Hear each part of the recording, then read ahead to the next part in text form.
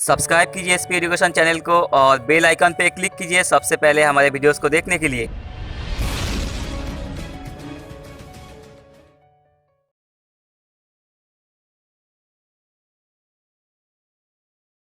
Hello everyone, welcome to our channel SP education. This is Pravagya और अपनी आज की क्लास में हम लोग अपने पॉलिटी के लेक्चर को कंटिन्यू करेंगे। अपनी पिछली पॉलिटी की क्लास में हम लोगों ने कॉन्स्टिट्यूशन कैसे डिराइव हुआ, ये सब कहानी हमने देखी है। आज की क्लास में हम लोग का टॉपिक रहेगा preamble of the Indian constitution. तो प्रीएम्बल पे आने से पहले हम लोग कुछ बेसिक बातें जो है यहाँ पे डिस्कस करेंगे। देखिए, पिछली क्लास में मैंने जो टॉपिक स्टार्ट करा था वो कॉन्स्टिट्यूशन की फ्रेमिंग और बैकग्राउंड को लेकर करा था। तो कॉन्स्टिट्यूशन और फ्रेमिंग और बैकग्राउंड की जब हम बात करते हैं तो हम ये देखते हैं कि सबसे पहले जो टॉपिक, जो कंसेप्ट हम लोग को कवर करना होता है वो हमारे पास होता है कॉन्स्टिट्यूशन की हिस्टोरिकल अंडरपिनिंग। क्या टॉपिक होता है हमारे पास? कॉन्स्टिट्यूशन की हिस्टोरिकल अंडरपिनिंग। मैंने आप लोग को प्रीवियस क्लास में बताया था कि हम लोग हिस्टोरिकल जो है पार्ट यहां पे अभी नहीं लेके चल रहे हैं। क्यों हमने हिस्टोरिकल बैकग्राउंड कवर नहीं करा था? क्योंकि ये जो कंसेप्ट है ये हम लोग हिस्ट्री में इन डिटेल में कवर करने वाले हैं। अपनी हिस्ट्री की क्लासेस में डिटेल में हम लोग ये सारे कंसेप्ट देखेंगे, जिसमें क्या क्या आएगा। जिसमें हमारे पास आएगा रेगुलेटिंग एक्ट, जिसमें हमारे पास आएगा पिट्स इंडिया एक्ट, जिसमें हमारे पास आएंगी सीरीज ऑफ चार्टर एक्ट, उसके बाद हमारे पास आएगा इसमें इंडियन काउंसिल एक्ट, और उसके बाद हमारे पास आएंगे गवर्नमेंट ऑफ इंडिया एक्ट। तो आजाद होने से पहले इंडिपेंडेंट इंडिया का कॉन्स्टिट्यूशन लिखने से पहले हम लोगों ने बहुत सारे पॉलिटिकल कंसेप्ट, एडमिनिस्ट्रेशन से रिलेटेड एक्ट यहां पे देखे हैं। तो उस कॉन्स्टिट्यूशन तक, उन सारे एक्ट्स तक, उन सारे राइट्स तक हम लोग कैसे पहुंचे हैं वो ये पूरी सीरीज हम लोग डिटेल में कवर करेंगे। उसके बाद जो हिस्टोरिकल बैकग्राउंड के बाद हमारी टॉपिक आती है that is framing of the constitution. मतलब कॉन्स्टिट्यूशन कैसे बना, क्यों जरूरत थी इसके बनने की, कौन वो लोग थे जिन्होंने इसे फ्रेम करा, किस किस पार्ट में ये फ्रेम करा गया, और फ्रेम करने के बाद की कहानी जो है वो पूरे कॉन्स्टिट्यूशन में लिखी गई है, जो हम इन डिटेल में एक एक करके अपनी हर क्लासेस में देखेंगे। तो पिछली क्लास में हम लोगों ने बिल्कुल डिटेल में फ्रेमिंग ऑफ कॉन्स्टिट्यूशन के बारे में बात की थी। ठीक है, फ्रेमिंग ऑफ कॉन्स्टिट्यूशन में मैंने आपको बताया था कि 1934 से कैसे एमएन रॉय ने इसका आइडिया प्रपोज किया। आइडिया प्रपोज करने के बाद किस तरीके से इसके लिए डिफरेंट प्लान्स आए। जैसे हमने देखा था क्रिप्स मिशन आया था, अगस्त ऑफर के थ्रू एक्सेप्ट किया गया था, कैबिनेट मिशन प्लान आया था, देन हमारी एक कॉन्स्टिट्यूएंट असेंबली को फॉर्म किया गया था जिसने अपनी डिफरेंट मीटिंग्स के थ्रू क्या करा था, कॉन्स्टिट्यूशन को बनाया था। अब जो आज हम बात करने वाले हैं वो हम बात करने वाले हैं प्रीएम्बल के बारे में। ठीक है, जो हम बात करेंगे वो करेंगे प्रीएम्बल के बारे में। तो हमारे पास क्वेश्चन आते हैं, पहला क्वेश्चन आता है व्हाट इज प्रीएम्बल। पहले क्वेश्चन रेज करते हैं, देन पूरी क्लास में एक एक करके इसका आंसर करेंगे। What is preamble? कॉन्स्टिट्यूशन तो हमने देखा था, एक रूल बुक है, ये सब है, पूरी कहानी हमने देखी थी। नाउ यहां पे क्वेश्चन रेज होता है व्हाट इज प्रीएम्बल। क्या इसका बैकग्राउंड है? क्या जब कॉन्स्टिट्यूशन हमारा ओरिजिनल कॉन्स्टिट्यूशन बना तो क्या प्रीएम्बल उसमें था ऑलरेडी? ठीक है, प्रीएम्बल इंक्लूड था या नहीं था, ये कंसेप्ट हमें देखना है। उसके बाद हमें देखना है जो प्रीएम्बल की आप बात कर रहे हो वो किस तरीके से अप्लाई हो रहा है, उसकी इंप्लीकेशंस की बात हम लोगों को यहां पे करके चलनी है। Is that clear? तो प्रीएम्बल के लेके हम लोगों ने बहुत सारे क्वेश्चन रेज करे। नाउ वन बाय वन हम इन क्वेश्चंस का क्या करेंगे, आंसर करेंगे। ठीक है, तो हम बात करते हैं प्रीएम्बल की। ये आप लोग देख रहे हैं हिंदी इंग्लिश दोनों में हमारे पास प्रीएम्बल अवेलेबल है। अब आज की क्लास में अभी ही आप लोगों को क्या करना है, प्रीएम्बल को जो है यहाँ पे हम 2-3 बार पढ़ेंगे और इसी क्लास के बाद तक आप लोगों को प्रीएम्बल बिल्कुल याद हो जाना चाहिए।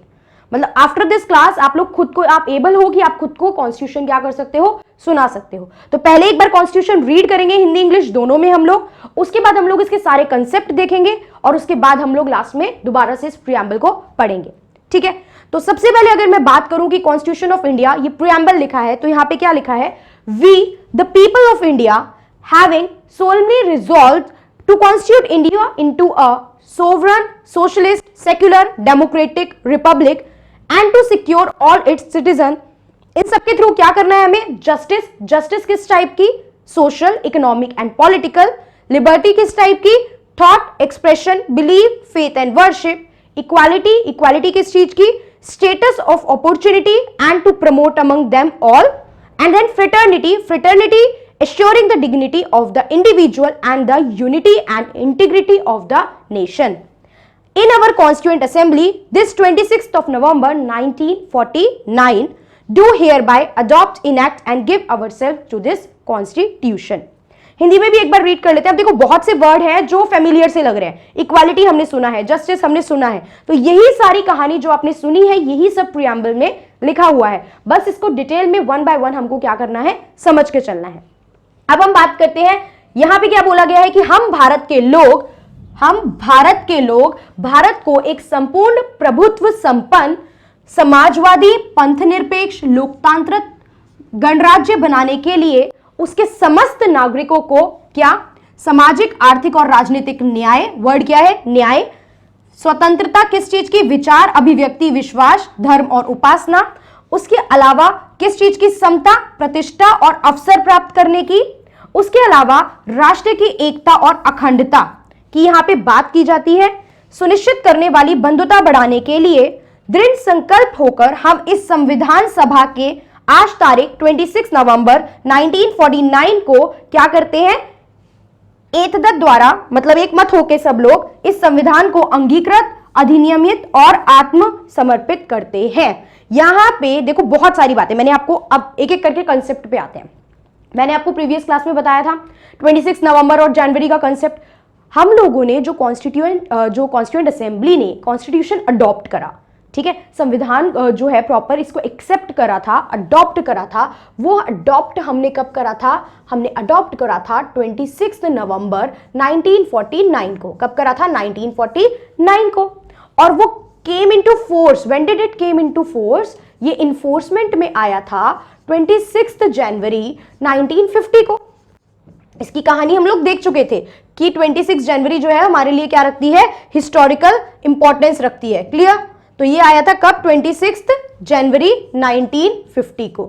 ये कहानी तो हमें याद है। आगे की बात करते हैं, तो अब प्रीएम्बल की बात करते हैं। प्रीएम्बल जब मैं वर्ड यूज कर रही हूं तो प्रीएम्बल जो ये वर्ड है, ये एक देखो बैकग्राउंड देखना है पहले थोड़ा सा, फिर डिटेल में समझना भी है। प्रीएम्बल जो वर्ड है ये आपका एक लैटिन वर्ड से आया है। कहां से आया है, लैटिन लैंग्वेज के वर्ड से आया है। And what was that word, वो वर्ड है प्रीएम्बलस। क्या वर्ड है, प्रीएम्बलस। और प्रीएम्बलस का मतलब क्या होता है, प्रीएम्बलस का मतलब होता है टू गो बिफोर। क्या होता है, टू गो बिफोर। और एग्जैक्ट मतलब की मैं बात करूं तो इसका मतलब होता है इंट्रोडक्शन। क्या होता है, इंट्रोडक्शन। किसी भी चीज की इंट्रोडक्शन की बात की जाए तो उसे हम क्या कह देते हैं, उसे हम कह देते हैं प्रीएम्बल। तो ये हमें समझ में आ रहा है कि जब हमने अपने कॉन्स्टिट्यूशन को अडॉप्ट किया था उस टाइम पे जो कॉन्स्टिट्यूशन का पहला पेज था, फर्स्ट पेज था, वो था प्रीएम्बल। हमारे पास कॉन्स्टिट्यूशन में जब कॉन्स्टिट्यूशन को हमने अडॉप्ट करा, हमारे पास थे कुछ आर्टिकल्स, ठीक है, हमारे पास थे कुछ आर्टिकल्स, हमारे पास थे कुछ पार्ट्स और हमारे पास थे कुछ शेड्यूल्स। क्या थे, कुछ आर्टिकल्स थे, कुछ पार्ट्स थे और कुछ शेड्यूल्स थे। तो जब हमने कॉन्स्टिट्यूशन को अडॉप्ट करा तो उसमें हमारे पास क्या था, एक प्रीएम्बल भी था। और हम प्रीएम्बल का मीनिंग देख रहे हैं कि प्रीएम्बल मतलब होता है इंट्रोडक्शन। तो preamble is the introduction of the constitution. Constitution में आगे जितने भी आर्टिकल्स हैं, जितने भी पार्ट्स हैं, जितने भी शेड्यूल हैं, उनमें जो भी बातें की गई हैं वो सब की बातों का एक निचोड़, एक ऑब्जेक्टिव जो है वो कहाँ मेंशन है, वो हमारे प्रस्तावना यानी उद्देश्य जो प्रस्ताव है ये उसमें क्या है, उद्देश्य प्रस्ताविका जो है या प्रस्तावना आप कह सकते हो प्रीएम्बल को, उसमें मेंशन है। कैसे मेंशन है, क्या क्या है, वो सब तो अभी हम देखने वाले हैं आगे। ठीक है, यहां तक की बात हमें समझ में आई। अब देखिए प्रीएम्बल जो है that is very much significant for our constitution.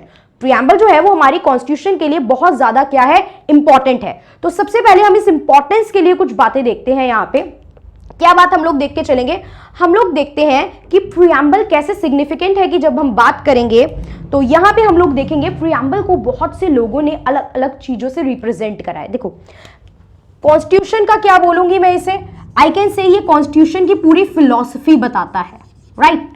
I will say कि ये जो है ये पूरे कॉन्स्टिट्यूशन की फिलॉसफी बताता है और ये जो है ये हमारे कॉन्स्टिट्यूशन का पूरी आत्मा है। अगर आप इसको अलग कर दोगे तो हमारे कॉन्स्टिट्यूशन का मीन्स नहीं बचेगा। तो it is known as philosophy of the constitution, it is known as introduction of the constitution, it is known as soul of the constitution, it is known as blueprint of the constitution. देखो जब भी कोई exam for example syllabus होता है उसका क्या आता है, एक ब्लूप्रिंट आता है, this chapter contain this chapter contain this, तो इट इज यानी preamble is considered as the blueprint of the constitution. ये सारे वर्ड आप लोगों को पता होने चाहिए, दैट्स वाई यहाँ पे मैं वर्ड लिख रही हूं, बिकॉज कुछ एग्जाम में डायरेक्ट आपसे पूछ लिया जाता है कि which part is considered as the philosophy of the constitution और which part is considered as the blueprint of the constitution. तो ये क्वेश्चन यहां पे हमारे पास आ जाता है। अब देखिए कुछ फेमस लोगों ने कुछ बातें प्रीएम्बल को लेके कोट की है, तो वो कोट एज इट इज उन पर्सन के नाम के साथ हमको याद रखना है, ठीक है। अगर मैं बात करूं, एक पर्सन है के.एम. मुंशी। के.एम. मुंशी ने कॉन्स्टिट्यूशन को क्या बोला था, के.एम. मुंशी ने कॉन्स्टिट्यूशन को बोला था it is considered as the horoscope of the constitution. ये कॉन्स्टिट्यूशन का क्या है, हॉरर स्कोप कंसीडर किया जाता है, it is considered as horoscope of constitution. वहीं अगर मैं बात करूं, एक और पर्सन है N.A. पालकीवाला। कौन है, N.A. पालकीवाला। कुछ जो है ये स्टेटमेंट आपको इनकी क्या करनी है, याद रखनी है, बिकॉज डायरेक्ट पूछ लेता है पर्सन के नाम से भी, तो ये भी पता होना चाहिए। N.A. पालकीवाला ने क्या बोला है इसको, इन्होंने कहा है it is the identity, ID card of constitution. क्या है ये कॉन्स्टिट्यूशन का आईडी कार्ड है, क्या, प्रीएम्बल। तो आपने देखा, अगर मैं आपसे बात करूं what is the significance of preamble, तो क्या जो प्रीएम्बल के लिए ऐसे वर्ड यूज किए गए हैं कि ये हॉरर स्कोप है और ये हमारा आईडी कार्ड है, ठीक है, फिलॉसफी है, सोल है, ब्लूप्रिंट है, क्या ये वर्ड इनफ नहीं है ये शो करने के लिए कि प्रीएम्बल कितना ज्यादा सिग्निफिकेंट रखता है, ठीक है, सिग्निफिकेंस रखता है ये हमारे कॉन्स्टिट्यूशन में। तो सबसे पहले हमने देखा प्रीएम्बल जो है वो एक लैटिन वर्ड से आया है। क्या था लैटिन वर्ड जो हमने देखा था, दैट वाज प्रीएम्बलस। उसका मीनिंग क्या होता है, इंट्रोडक्शन। तो प्रीएम्बल जो है वो पूरे कॉन्स्टिट्यूशन की क्या देता है, इंट्रोडक्शन देता है। उसके बाद हमने देखा कि ये जो है प्रीएम्बल जब कॉन्स्टिट्यूशन आया, जब अडॉप्ट किया गया, तभी मेरे कॉन्स्टिट्यूशन का पार्ट था, ठीक है, कॉन्स्टिट्यूशन में तभी प्रीएम्बल जो था वो इनबिल्ट था उसके साथ ही, और आज की डेट में भी हमारे कॉन्स्टिट्यूशन में प्रीएम्बल हमें देखने को मिलता है, ठीक है। उसके बाद हमने ये देखा कि इसकी सिग्निफिकेंस क्या है। नाउ एक और क्वेश्चन हम रेज करते हैं कि क्या जैसा कॉन्स्टिट्यूशन पहले दिखता था, जैसा कॉन्स्टिट्यूशन, देखो अभी तो हम प्रॉपर प्रीएम्बल के एक एक वर्ड पे डिस्कशन करेंगे यहाँ पे इन डिटेल, बट मैं आपसे पूछना चाह रही हूं कि ये क्वेश्चन ये रेज हो सकता है कि क्या जैसा हमने अडॉप्ट किया उस टाइम पे हमारा प्रीएम्बल दिखता था, क्या हमारा प्रीएम्बल आज भी वैसा ही दिखता है या हमने उसमें कुछ बदलाव किए हैं, ठीक है।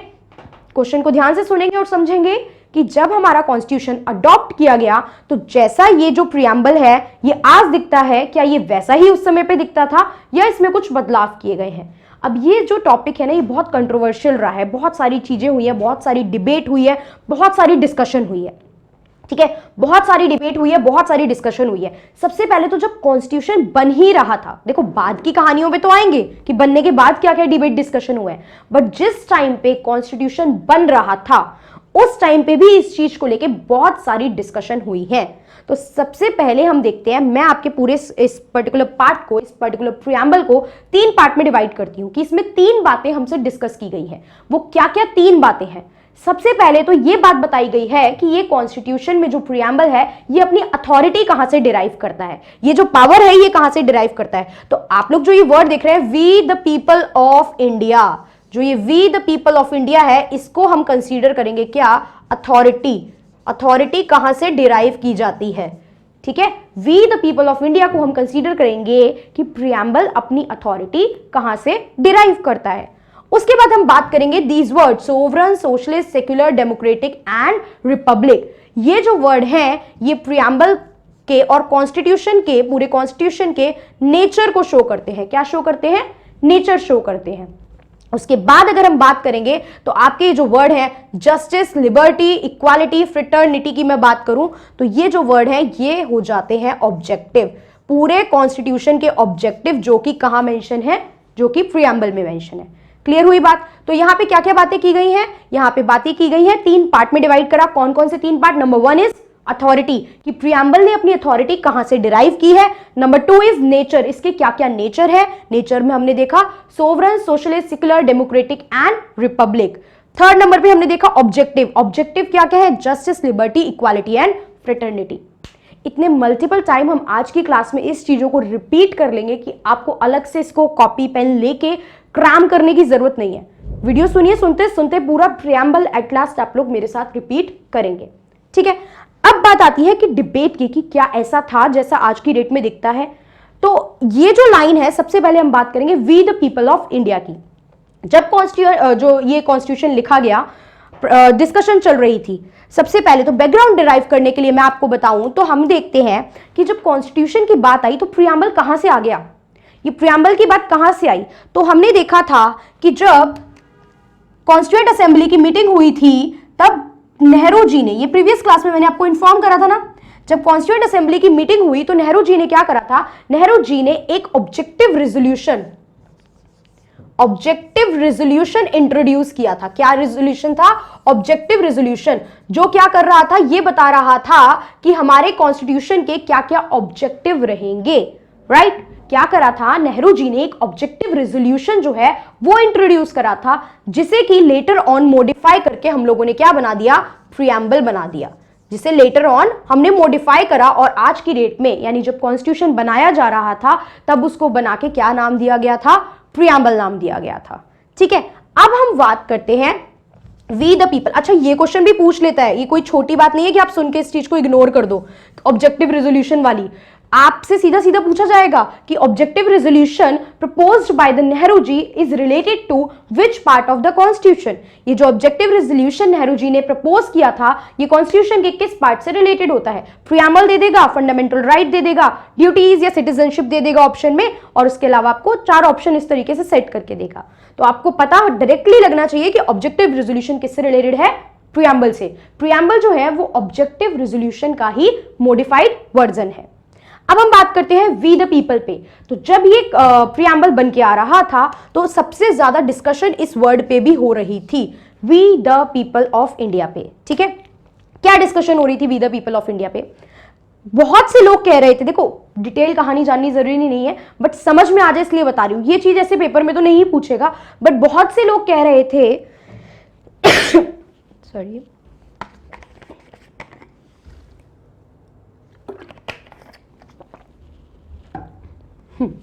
तो बहुत से लोग कह रहे थे कि ये जो we the people of India word है इसकी जगह हमें क्या यूज करना चाहिए, in the sake of God, in the sake of या नेम ऑफ गॉड। ओके, क्या कहा जा रहा था, इन द सेक या नेम ऑफ गॉड यूज करना चाहिए। बट अब बहुत से लोग होते हैं जो गॉड पे बिलीव रखते हैं एंड देयर आर पीपल जो गॉड पे बिलीव नहीं रखते हैं। तो हम लोग किसी को जबरदस्ती कॉन्स्टिट्यूशन के नाम पे गॉड पे बिलीव करने को तो नहीं कह सकते। तो ये word in the name of God यहां पे इंट्रोड्यूस करना एक हद तक सही नहीं है। देखो क्या हो रहा था, सब लोग अपने अपने आइडियाज लाके अपनी अपनी रिपोर्ट लेके ड्राफ्टिंग कमेटी के पास आ रहे थे, then B R Ambedkar select कर रहे थे कि क्या क्या चीजें यहां पे रहेंगी और क्या क्या चीजें नहीं रहेंगी। तो यहां पे in the name of God वाला आइडिया तो बिल्कुल कैंसिल हो गया, ये तो हो ही नहीं सकता।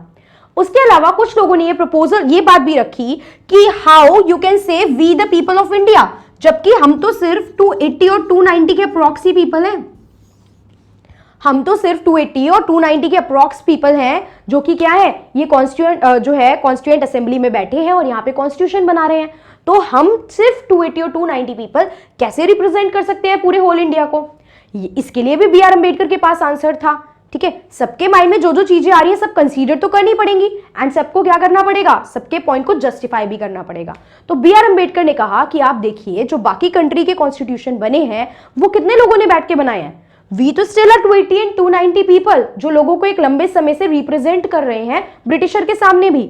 लोगों की आइडियोलॉजी, लोगों के थॉट को हम इतने लंबे समय से ब्रिटिशर के सामने प्रेजेंट कर रहे हैं, तो व्हाई नॉट हम ऐसा क्यों नहीं कर सकते कि हम उनकी आइडियोलॉजी के हिसाब से एक कॉन्स्टिट्यूशन रेडी करके उनको दे सॉरी। तो यहां पे ये चीज भी कैंसिल हो गई। एट लास्ट यहां पे जो है ब्रिजेश्वर करके एक पर्सन थे, उन्होंने प्रपोज किया कि कॉन्स्टिट्यूशन में हमारे 2 वर्ड आपको और रखने चाहिए। कौन कौन से वर्ड? Socialist and secular. आपको कौन कौन से वर्ड रखने चाहिए? Socialist and secular. इसका मतलब जब कॉन्स्टिट्यूएंट आज की डेट में मैंने आपको क्या दिखाया, प्रियम्बल दिखाया, आपने देखा इसमें सोशलिस्ट और सेक्युलर वर्ड तो लिखे हुए हैं। इसका मतलब जब कॉन्स्टिट्यूशन बना तब प्रियम्बल में ये वर्ड नहीं थे। तब प्रियम्बल में ये दोनों वर्ड नहीं थे। कौन से दोनों वर्ड नहीं थे? सोशलिस्ट नहीं था एंड सेक्युलर नहीं था। प्लस आपका यहां पे एक और वर्ड नहीं था जिसकी मैं बात करूंगी, इंटीग्रिटी वर्ड यहां पे मेंशन नहीं था। ठीक है, ये तीनों वर्ड नहीं थे। तो नाउ द क्वेश्चन इज, ये तीनों वर्ड फिर कॉन्स्टिट्यूशन में आए कैसे? हमारे प्रियम्बल में ही हमें देखने को मिल रहे हैं, तो ये तीनों वर्ड हमें देखने को मिले कैसे? तो ये तीनों वर्ड जो हमें देखने को मिले वो हमें मिले थे 42nd अमेंडमेंट एक्ट। किससे मिले थे? 42nd अमेंडमेंट एक्ट आया था। देखिए ध्यान से, बहुत इंपॉर्टेंट है ये पूरी पॉलिटी के लिए, इसमें तो अलग से भी हम लोग क्लास रखेंगे 42nd अमेंडमेंट एक्ट की। 42nd अमेंडमेंट एक्ट आया 1976 में। इस टाइम पे कॉन्स्टिट्यूशन में करे गए कुछ चेंजेस। क्या करे गए? कॉन्स्टिट्यूशन में करे गए कुछ चेंजेस। 42nd अमेंडमेंट एक्ट के थ्रू 3 मेजर वर्ड जो प्रियम्बल में इंक्लूड करे। अभी हम सिर्फ किसकी बात करके चलेंगे? प्रियम्बल की। बाकी 42nd अमेंडमेंट एक्ट से क्या हुआ वो धीरे धीरे आपको पता चलेगा, बट प्रियम्बल में क्या चेंज आए? प्रियम्बल में ऐड करे गए 3 वर्ड। कौन कौन से? हमने देखा, एक वर्ड था हमारा सोशलिस्ट, देन हमारा सेकेंड वर्ड था सेक्युलर, देन हमारा वर्ड था इंटीग्रिटी। क्या वर्ड थे? Socialist, secular and integrity. हमारा जो 42nd इंपॉर्टेंट एक्ट है, इसकी रिलेवेंस आप इस बात से समझ सकते हो कि इसे मिनी कॉन्स्टिट्यूशन भी कहा जाता है। Again very important question for every exam कि मिनी कॉन्स्टिट्यूशन जो है वो कौन से आर्टिकल को कहा जाता है। कोई डाउट की गुंजाइश नहीं बचनी चाहिए। अब 42nd अमेंडमेंट एक्ट किसको कहा जाता है? मिनी कॉन्स्टिट्यूशन किसको कहा जाता है? 42nd अमेंडमेंट एक्ट 1976 को। प्रियम्बल में क्या ऐड करा गया? Socialist, secular and integrity. Clear? Now the question is कि आप कैसे प्रियम्बल में कोई भी चीज ऐड कर सकते हो। ये मैंने आपको अपनी प्रीवियस क्लास में बताया था कि कॉन्स्टिट्यूशन ऐसा नहीं है कि लिख दिया तो आप कुछ कर ही नहीं सकते हो। It is a living document. आप इसमें चेंज कर सकते हो ना। आप अमेंडमेंट के थ्रू कॉन्स्टिट्यूशन में चेंज कर सकते हो। कैसे? अभी नहीं जानना है, अगली क्लासेस में देखेंगे। बट यस, कॉन्स्टिट्यूशन में आप बदलाव ला सकते हो। किसके थ्रू ला सकते हो? अमेंडमेंट के थ्रू। अमेंडमेंट के आर्टिकल की यहां पे मैं आपसे बात करूं कॉन्स्टिट्यूशन में चेंज लाने की, तो वो आर्टिकल होता है आर्टिकल 368। कौन सा आर्टिकल होता है? आर्टिकल 368। ठीक है, आपकी बात सही है कि हम क्या कर सकते हैं? कॉन्स्टिट्यूशन में चेंज ला सकते हैं।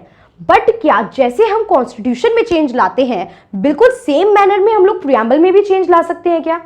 ये रहा बहुत ज्यादा डिबेटेबल टॉपिक कि क्या प्रियम्बल में चेंज हो सकता है या नहीं, क्या प्रियम्बल कॉन्स्टिट्यूशन का एक हिस्सा है या नहीं। तो इसके लिए बहुत सारी क्या है केसेस हुए, जजमेंट आए सुप्रीम कोर्ट के, जिससे हमने रियलाइज करा कि over the period of time कैसे प्रियम्बल के बारे में जो कंसेप्शन है वो हमें यहाँ पे देखने को मिली। ठीक है, तो हम इसके केसेस को डिस्कस करेंगे। सबसे पहले हमारा क्या टॉपिक हो जाएगा? प्रियम्बल पार्ट है कॉन्स्टिट्यूशन का या नहीं है। तो हिस्ट्री में क्या क्या चीजें रही और आज की डेट में क्या सिचुएशन है, ये हम लोग देखेंगे। ठीक है, सबसे पहले हमारे पास जो केस आता है सॉरी सबसे पहले हमारे पास जो केस आता है दैट इज बेरूबारी केस। क्या केस आता है? बेरूबारी केस। अब बेरूबारी केस के बारे में आप मुझसे बात करेंगे। बेरूबारी केस में क्या हुआ था, एक बात और जान लीजिए कि केसेस डिटेल में डिस्कशन यहाँ पे नहीं करेंगे कि बेरूबारी केस की कहानी पूरी मैं आपको बताऊं, बस हम लोग जजमेंट डिस्कस करेंगे यहाँ पे। ठीक है, we will discuss the judgement only कि बेरूबारी केस में क्या जजमेंट आया और उसका क्या इंपैक्ट पड़ा। We will not discuss the whole case over here. पूरा केस क्या था, कौन कौन पर्सन इन्वॉल्व थे, क्या क्या चीजें थी, that we will not discuss. अब बेरूबारी केस में हुआ क्या? बेरूबारी केस में यहां पे जजमेंट दिया गया। क्या जजमेंट दिया गया? जजमेंट दिया गया कि प्रियम्बल जो है ये कॉन्स्टिट्यूशन का पार्ट ही नहीं है। Preamble is not the part of the constitution. तो आप इसको अमेंड कैसे कर सकते हो? ठीक है, preamble is not the part of constitution, तो आप इसको अमेंड नहीं कर सकते हो। प्रियम्बल कॉन्स्टिट्यूशन का पार्ट कैसे नहीं है? क्यों बोला यहां पे कि प्रियम्बल कॉन्स्टिट्यूशन का पार्ट नहीं है? देखिए, अगर प्रियम्बल पहली बात तो कोई लीगली बाइंडिंग ऑब्जेक्टिव नहीं थोपता आप पे कि आपको ये करना ही करना है, नहीं करा तो आपको ये लीगल जो है इंप्लीकेशन फेस करनी पड़ेगी। तो अगर प्रियम्बल कॉन्स्टिट्यूशन से अलग रख दिया जाए तो ना तो प्रियम्बल के हटने से आपकी किसी फंडामेंटल राइट पे इंपैक्ट पड़ेगा, ना आपकी किसी ड्यूटीज पे इंपैक्ट पड़ेगा। तो यहां पे प्रियम्बल का होना ना होने का कोई मतलब नहीं है। तो इसीलिए कहा गया कि प्रियम्बल तो कॉन्स्टिट्यूशन का पार्ट ही नहीं है, बिकॉज उसके होने या ना होने से कोई बहुत ज्यादा इंपैक्ट पड़ ही नहीं रहा है। तो जब वो कॉन्स्टिट्यूशन का पार्ट नहीं है तो हाउ कैन यू अमेंड, मतलब उसको क्या कर सकते हो? अमेंड कैसे कर सकते हो? ये आया हमारी पहली जजमेंट में, पहले केस में, जो कि क्या था? बेरूबारी केस 1960 का। अब बात करते हैं, ठीक है, आगे क्या हुआ? Over the period of time और चीजें सामने आई। अब हमारे पास में एक बहुत important judgement, very very very important case, जिसकी मैं बात करूंगी केशवानंद भारती केस। केशवानंद भारती केस। देखो एक काम करेंगे, इफ एनी ऑफ यू, अगर बच्चा कोई बहुत ज़्यादा क्यूरियस है रिगार्डिंग द केसेस कि इस केस का बैकग्राउंड क्या है, इस केस की हिस्ट्री क्या है, क्या पूरा डिटेल में केस है, तो we will make the separate video on the cases. जितने भी कॉन्स्टिट्यूशन के रिगार्डिंग केसेस हैं ना, बहुत सारे केसेस आएंगे जिनकी जजमेंट के बारे में हमें जानना है, बिकॉज यहाँ पे हम केस अगर डिस्क्राइब करें तो दैट विल टेक टाइम और यूजफुल भी नहीं है फ्रॉम योर एग्जाम परस्पेक्टिव। तो जो भी बच्चा बहुत क्यूरियस है चीज़ों को जानने के लिए, सीखने के लिए और अच्छे से डिटेल में जानने के लिए, तो सेपरेट वीडियो बन जाएगी, आप उससे वो चीज़ अच्छे से कवर कर सकते हैं। बट यहाँ पे हमें क्या देखना है, डायरेक्ट बात। अब केशवानंद भारती केस की मुझे बात बताओ क्या हुआ। अच्छा, पिछले केस में तो कह दिया था कि प्रीएम्बल पार्ट नहीं है कॉन्स्टिट्यूशन का, पिछले केस में कह दिया कि प्रीएम्बल कॉन्स्टिट्यूशन का पार्ट नहीं है, तो आप उसको क्या कर सकते हो, अमेंड नहीं कर सकते। बट यहां पे सुप्रीम कोर्ट ने अपनी जजमेंट को क्या करा, ओवर रूल करा और कहा कि ऐसा नहीं है, प्रीएम्बल कॉन्स्टिट्यूशन का पार्ट नहीं है। प्रीएम्बल जो है वो पार्ट कॉन्स्टिट्यूशन का है, पार्ट ऑफ कॉन्स्टिट्यूशन है। दैट्स वाई आप इसे क्या कर सकते हो, अमेंडमेंट भी कर सकते हो अंडर आर्टिकल 368।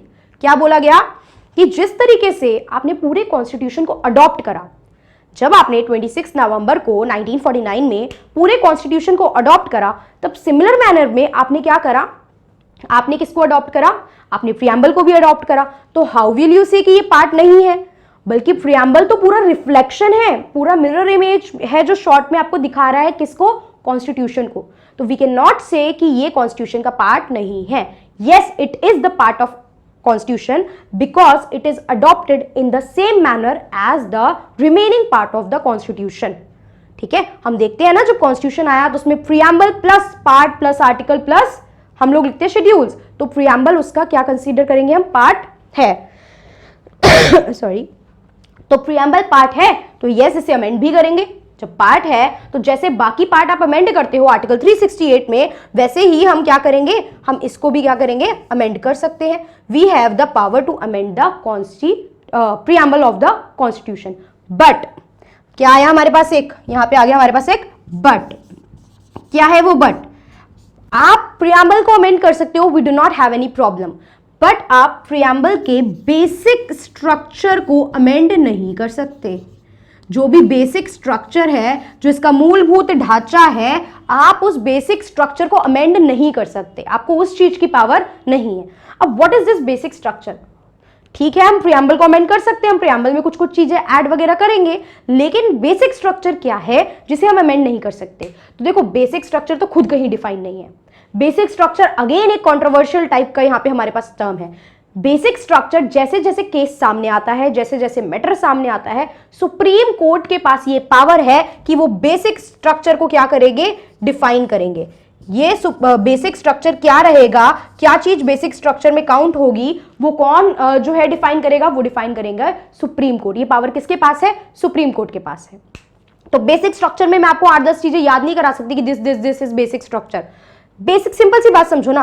अब मैं कह रही हूं कि अनटचेबिलिटी कोई अलाउ करने की बात कर रहा है, तो अनटचेबिलिटी तो किसी भी तरीके से अलाउ करने की बात नहीं कर सकते आप। डेमोक्रेसी, इक्वालिटी किसी भी हिसाब से सही नहीं है। तो अगर आप अनटचेबिलिटी के फेवर में कोई लॉ रूल बनाना चाह रहे हो, तो that is the violation of the basic structure. तो ये सब चीजें डिसाइड करना किसका काम है, मेरा और आपका काम नहीं है। कौन डिसाइड करेगा बेसिक स्ट्रक्चर क्या है, सुप्रीम कोर्ट विल डिसाइड। बहुत इंटेलेक्चुअल पर्सन बैठे हैं, बहुत नॉलेजेबल बैठे हैं, बहुत एजुकेटेड बैठे हैं, उन्हें अच्छे से पता है, पूरे कॉन्स्टिट्यूशन पढ़ के बैठे हैं, अलग अलग तरीके की लॉ पढ़ के बैठे हैं, तो दे वेरी वेल नो कि क्या है बेसिक स्ट्रक्चर को में क्या इंक्लूड करना चाहिए और क्या इंक्लूड नहीं करना चाहिए। दो केस फटाफट से हम लोग दोबारा से देख लेते हैं। बेरुवारी केस क्या कहा, preamble is not the part of the constitution, तो आप इसे अमेंड भी नहीं कर सकते हो। अगला केशवानंद भारती केस, इसमें क्या बोला गया, प्रीएम्बल पार्ट है कॉन्स्टिट्यूशन का और आप क्या कर सकते हो, अमेंडमेंट कर सकते हो अकॉर्डिंग टू आर्टिकल 368, बट आप लोग बेसिक स्ट्रक्चर को चेंज नहीं करोगे। और ये बेसिक स्ट्रक्चर डिफाइन करने का काम किसका होता है, that basic structure is defined by the supreme court of India. इसके बाद हम लोग देखते हैं क्या कोई और केस था। यस, एक और केस है इसके बारे में, उसमें कुछ भी नई बात नहीं बोली।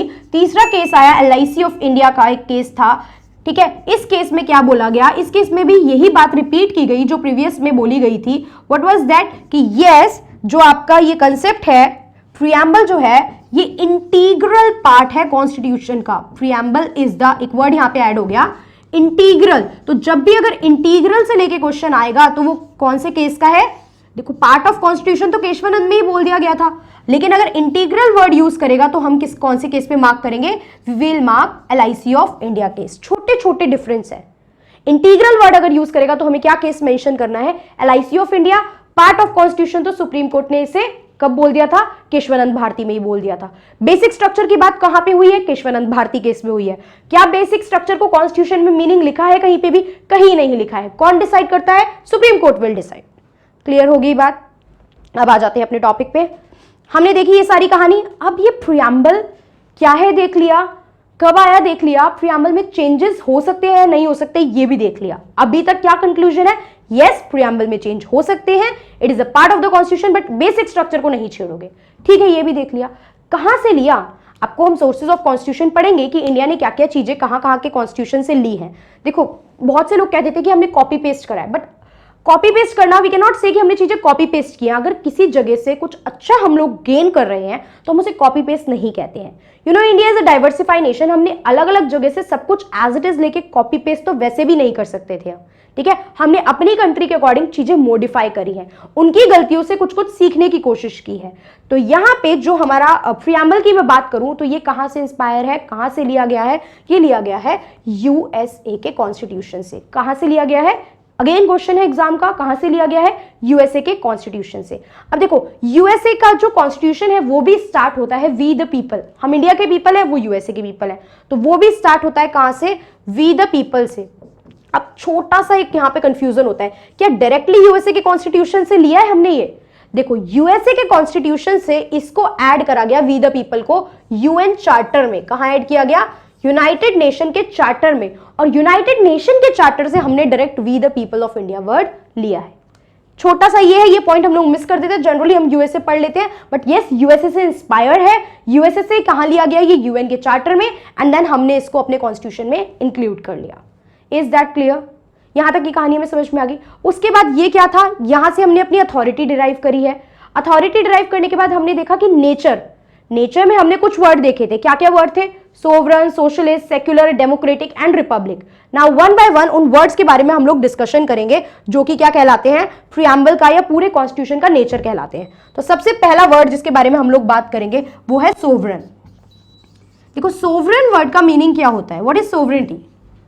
सोवरन वर्ड का अगर हम बात देखेंगे तो कॉन्स्टिट्यूशन को बोला गया है सुप्रीम। अगर मैं इस वर्ड को एक्सप्लेन करूं तो यहां पे बोला गया है कि सुप्रीम कौन है? कॉन्स्टिट्यूशन। कॉन्स्टिट्यूशन में सारी लॉ लिखी है, सारी जो बातें हैं वो किसके अकॉर्डिंग होंगी? कॉन्स्टिट्यूशन के अकॉर्डिंग। और एक वर्ड और अगर हम इसके लिए पूरा स्टेटमेंट यूज करें तो सोवरेनिटी का मतलब होता है एब्सेंस ऑफ एक्सटर्नल इंटरफेरेंस। किसी भी आउटसाइडर का इंटरफेरेंस नहीं है। अब मुझे इंडिया के लिए कोई भी रूल बनाना है, कोई भी पॉलिसी बनानी है, तो ऐसा नहीं है मैं किसी और के इंटरफेरेंस या बाहर की किसी USA की गवर्नमेंट से पूछूंगी या यूनाइटेड नेशन का हम लोग पार्ट है, हम वहां से परमिशन लेंगे चीजों की।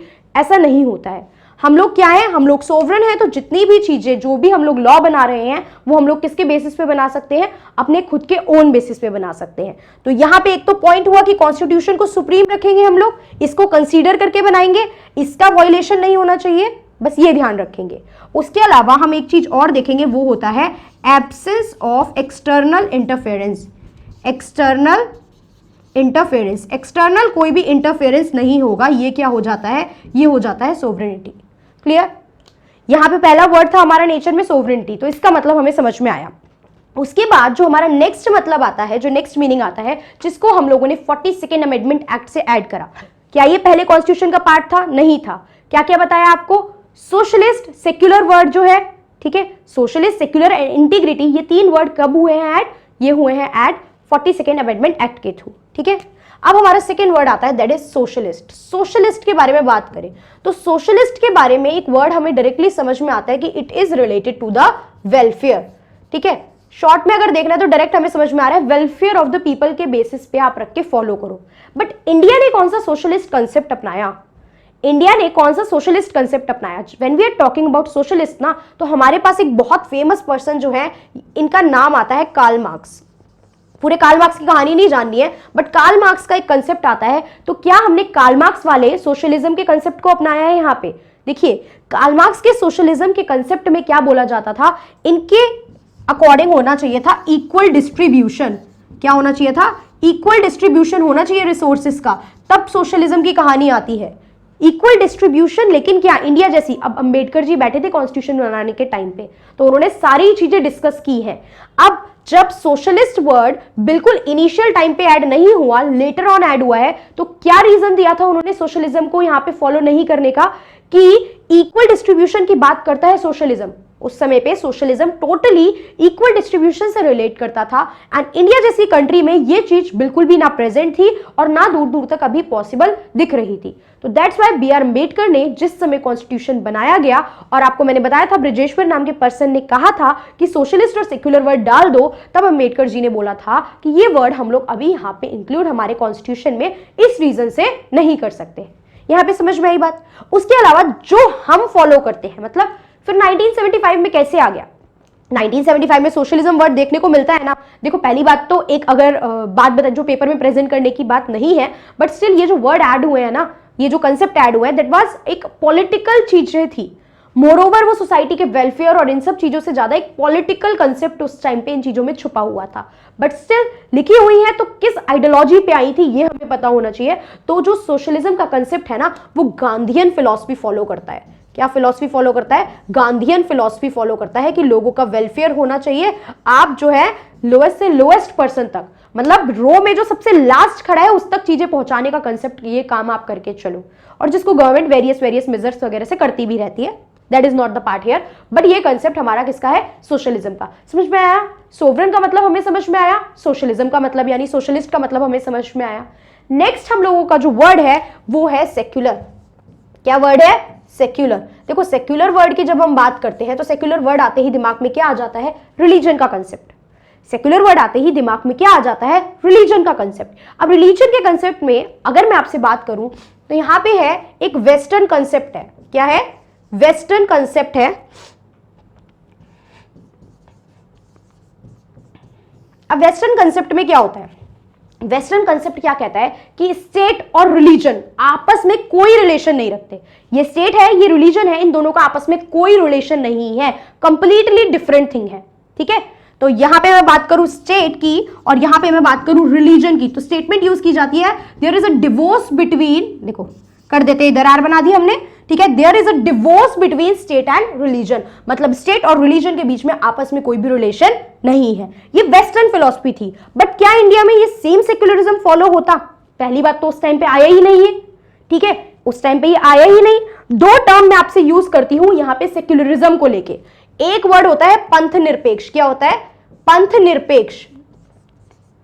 पंथ निरपेक्ष, और दूसरा वर्ड होता है दिस इज पंथ निरपेक्ष, और एक होता है सर्व धर्म संभव। क्या होता है? सर्व धर्म संभव। क्लियर? तो जो हम फॉलो करते हैं, यानी जो इंडिया फॉलो करता है, वो पंथ निरपेक्ष फॉलो नहीं करता, वो फॉलो करता है सर्व धर्म संभव का कंसेप्ट। यानी कि हमारे यहां स्टेट और रिलीजन के बीच में कोई स्टेट का अपना कोई रिलीजन नहीं है। हम ये स्टेटमेंट नहीं यूज करते कि there is complete divorce. We will say कि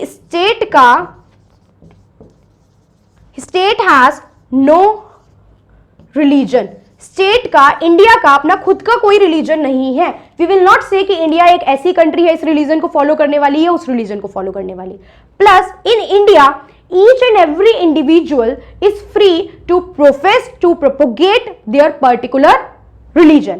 किसी को अपने रिलीजन को रोकने से, टोकने से, मतलब रोकने से और फॉलो करने से नहीं रोका जा रहा है। आप अपने रिलीजन को अडॉप्ट करो, उसका प्रचार करना है तो वो भी कर सकते हो, यहां पे कोई मनाही नहीं है। अब ये ओरिजिनल कॉन्स्टिट्यूशन में नहीं था, क्यों? बी आर अम्बेडकर ने बोला क्योंकि एक तो ये कंसेप्ट था, प्लस उन्होंने कहा कि हम जब वर्शिप की फ्रीडम दे रहे हैं लोगों को ना, हम जब फ्रीडम ऑफ वर्शिप दे रहे हैं तो हमें ये अलग से मेंशन करने की कोई जरूरत नहीं है। ये थोड़ा सा कॉम्प्लिकेटेड सी कहानी हो जाएगी, बट अगेन अमेंडमेंट के थ्रू इस वर्ड को ऐड करा गया, और यहां पे जो कंसेप्ट फॉलो होता है वो क्या होता है? सर्वधर्म संभव का। ऑप्शन में आ सकता है, तो हमें क्या रखना है? पंथ निरपेक्ष फॉलो नहीं होता। पंथ निरपेक्ष तो हो जाता है ये कंसेप्ट, ये हम फॉलो नहीं करते। हम यानी इंडिया क्या फॉलो करता है? सर्वधर्म संभव का कंसेप्ट। सोशलिस्ट, सॉरी, आपको सोवरेन क्लियर हुआ, सोशलिस्ट वर्ड क्लियर हुआ, सेक्युलर वर्ड क्लियर हुआ। अब हमारे पास नेक्स्ट वर्ड आता है क्या? डेमोक्रेटिक। क्या आता है नेक्स्ट वर्ड? डेमोक्रेटिक। अब हम बात करेंगे डेमोक्रेटिक वर्ड की और रिपब्लिक वर्ड की। तो when we are using the word democratic, तो मैंने आपको पिछली क्लास में भी डेमोक्रेसी का मीनिंग बताया था, याद होगा आप लोगों को। डेमोक्रेटिक वर्ड की मैं बात कर रही हूं तो मैंने अपनी पिछली क्लास में आप लोगों को डेमोक्रेसी का मीनिंग बताया था। एक हम देखेंगे डेमोक्रेटिक और फिर हमारा लास्ट जो इसमें नेचर है वो है रिपब्लिक। तो हमें डेमोक्रेसी और रिपब्लिक का यहाँ पे कंसेप्ट देखना है। तो जो मैंने आपको डेमोक्रेसी का मीनिंग बताया था, क्या था वो मीनिंग? अब्राहम लिंकन के अकॉर्डिंग हमने डेफिनेशन देखी थी ना डेमोक्रेसी की, क्या थी? To the people, for the people, by the people. To the people, for the people and by the people. लोगों का, लोगों के लिए एंड लोगों के द्वारा शासन is what? It is democracy. Democracy में जो लीडर चुना जाता है वो क्या होता है? इलेक्टेड होता है। जनता जो है वो वोट करती है और उसके बेसिस पे हमें क्या होता है? अपना जो है रूलिंग पर्सन मिलता है जो हम पे रूल करेगा। अब डेमोक्रेसी जो है बेसिकली दो टाइप की होती है अगर देखा जाए तो, डायरेक्ट डेमोक्रेसी और एक इनडायरेक्ट डेमोक्रेसी। अच्छा, डायरेक्ट इनडायरेक्ट क्या होता है? देखो, डायरेक्ट में होता है ना, पब्लिक से डायरेक्ट वोटिंग करवा के आप डिसीजन लेते हो। आपको कोई रूल लाना है, आपको कोई लॉ लानी है, यू विल गो, आप इन पब्लिक में जाके पब्लिक से उनके ओपिनियन मांगोगे, वोटिंग करवाओगे एंड देन डिसीजन लोगे। जैसे कि हम एग्जाम्पल ले सकते हैं स्विट्जरलैंड का।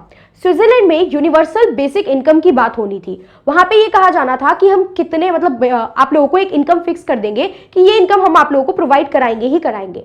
तो वहां पे लोगों से इसके बारे में क्या लिया गया? ओपिनियन लिया गया। पब्लिक में क्या हुआ? रेफरेंडम हुआ। तो लोगों ने क्या करा? लोगों ने इस चीज के अगेंस्ट वोट करा कि नहीं, ऐसे तो हम बिल्कुल आलसी हो जाएंगे, हम तो काम ही नहीं करेंगे। अगर मुझे पता है मेरे पास पैसे आते रहेंगे तो हम काम ही करना बंद कर देंगे। तो इस टाइप की जो डेमोक्रेसी होती है ये होती है डायरेक्ट डेमोक्रेसी। बट क्या इंडिया में आपने कभी ऐसी किसी चीज के लिए वोट दिया है? रीजन है ना, इतनी बड़ी पॉपुलेशन, इतने सारे लोग, लोगों तक पहुंचना, लोगों को समझाना कंपैरेटिवली डिफिकल्ट हो जाता है। तो वी विल फॉलो, जो हम वी फॉलोड इनडायरेक्ट डेमोक्रेसी। हम क्या फॉलो करते हैं? सॉरी, इनडायरेक्ट डेमोक्रेसी फॉलो करते हैं। मतलब हम डायरेक्टली वोट नहीं कर रहे हैं किसी भी लॉ मेकिंग में या चीजों में, बट हमारे द्वारा जो चुने गए पर्सन हैं वो बैठे हुए हैं पार्लियामेंट में, वो बैठे हुए हैं स्टेट लेजिस्लेचर में, तो they will vote on our behalf. वो हमारे बिहाफ पे क्या करेंगे? आगे वोट करेंगे। तो ये जो कंसेप्ट हो जाता है ये इनडायरेक्ट डेमोक्रेसी का हो जाता है, जो हम इंडिया में क्या करते हैं? फॉलो करते हैं। डेमोक्रेसी का कंसेप्ट समझ में आया? डेमोक्रेसी में हम एक वर्ड और यूज करते हैं, that is one man one vote, one man one vote and one vote one value. One man one vote and one vote one value. एक इंसान के पास एक वोट होता है और एक वोट की एक ही वैल्यू होती है। ये एक यूनियनिस्ट था। यूनियनिस्ट मतलब जो ट्रेड यूनियन होते हैं ना, लेबर का संघ बन जाता है, ग्रुप बन जाता है, ऐसे यूनियन बन जाती है अलग अलग लोगों की। तो एक यूनियनिस्ट ने अपने जो पैम्पलेट होते हैं ना, जैसे वो प्रोटेस्ट कर रहे होते हैं जब, तो उसने ये पहली बार तब यूज करा था ये, ठीक है। तो इसने ये वर्ड यूज करा था, one man one vote and one vote one value. George Holman नाम के एक पर्सन थे, इन्होंने ये चीज क्या करी थी? यूज करी थी, ठीक है। अब क्या है one man one vote one value का मतलब? अगर अंबानी लाइन में खड़ा हो वोट के, मिस्टर अंबानी अगर वोट की लाइन में खड़े हो और हम लोग अगर वोट की लाइन में खड़े हो, तो ऐसा नहीं है मिस्टर अंबानी को 10 वोट की वैल्यू दे दी जाएगी और हमारा एक वोट गिना जाएगा। तो हमारे यहाँ पे क्या कंसेप्ट फॉलो होता है? ये one man one vote and one vote one value. अब आ जाते हैं हम अपने वर्ड रिपब्लिक पे। What is Republic? रिपब्लिक की बात की जाती है तो देखो, यहाँ पे हमारे रिपब्लिक कंसेप्ट की बात करें इंडिया में, तो हमारे यहाँ कोई हेरिडिटरी कंसेप्ट नहीं चलता। सुपर 30 देखिए ना सबने, सुपर 30 का एक फेमस डायलॉग है, अब राजा का बेटा राजा बनेगा, ऐसा नहीं होगा, ठीक है ना। राजा का बेटा राजा नहीं बनेगा, ये कंसेप्ट है। तो हेरिडिटरी रूलिंग में क्या होता है कि राजा, उसके बाद उसका बेटा, उसके बाद उसका बेटा, ऐसे ये लोग रूलर बनते हैं। बट यहाँ पे ऐसा नहीं होगा। तो हमारे यहाँ पे एक पर्सन होते हैं हेड ऑफ स्टेट, ठीक है, और एक पर्सन होते हैं हेड ऑफ गवर्नमेंट। कौन होते हैं? Head of state and head of government. तो ये जो हेड ऑफ स्टेट और हेड ऑफ गवर्नमेंट है, ये कौन कौन होते हैं? तो when we are talking about head of government, तो ये होते हैं हमारे prime minister, and we are talking about head of state, तो ये होते हैं प्रेसिडेंट। और ये हेरिडिटरी से सेलेक्ट नहीं होते कि राजा का बेटा राजा आगे आगे ये सीक्वेंस चल रहा है, ऐसा नहीं होता। तो this is the concept regarding the nature of the constitution, ठीक है। कॉन्स्टिट्यूशन के पूरे नेचर, जो कि क्या रिफ्लेक्ट कर रहा है? प्रीएम्बल। उसके बाद हम लोग बात करते हैं मेजर ऑब्जेक्टिव की। ऑब्जेक्टिव की जब हम बात करें तो हम लोग प्रीएम्बल पे चलते हैं एक बार अपने, तो हम यहाँ पे देखेंगे कि क्या क्या ऑब्जेक्टिव लिखे गए हैं। देखो, सबसे पहले जो बात की गई है वो बात की गई है जस्टिस की। जस्टिस किस किस फॉर्म में? Social, economic and political form में। जस्टिस किस किस फॉर्म में? Social, economic and political form में। तो क्या मतलब होता है इसका, समझेंगे जरा हम, ठीक है। ध्यान से आप लोग देख के चलिए। जस्टिस की जब हम बात कर रहे हैं तो हम देखेंगे सोशल फॉर्म में क्या जस्टिस होती है। जस्टिस का जनरल मतलब क्या है? न्याय ना। Social, economic and political. अब आप इतना सब कुछ सुन चुके हो तो ये कुछ मुश्किल ही नहीं है। सोशल मतलब किसी के साथ भी कास्ट, क्रीड, जेंडर, बेसिकली इन चीजों को लेके कोई डिस्क्रिमिनेशन नहीं होगा। हम इस बेसिस पे नहीं कहेंगे कि आपका कलर ऐसे इसलिए हम आपको काम पे नहीं रख रहे हैं, आप इस पर्टिकुलर कास्ट से बिलोंग करते हो इसलिए हम आपको काम पे नहीं रख रहे हैं, व्हाटएवर। हम इस बेसिस पे कोई भी डिस्क्रिमिनेशन नहीं करेंगे। उसके बाद आता है word economic. Economic means everyone will get equal opportunities to work. हर इंसान को काम करने के बराबर के अवसर मिलेंगे, नो मैटर वो पुअर है, नो मैटर वो रिच है। आप पुअर हो, सेम नॉलेज रखते हो और एक रिच पर्सन सेम नॉलेज रखता है, तो ऐसा नहीं है मैं रिच को प्रेफर करूंगी। देखो प्रैक्टिकली क्या होता है, दैट इज नॉट यहाँ पे हम बात कर रहे हैं, बट जो लिखी गई है वो बात देख के चलनी है। तो रिच को हम ज्यादा अपॉर्चुनिटीज देंगे, ऐसा हम लोग नहीं करते हैं।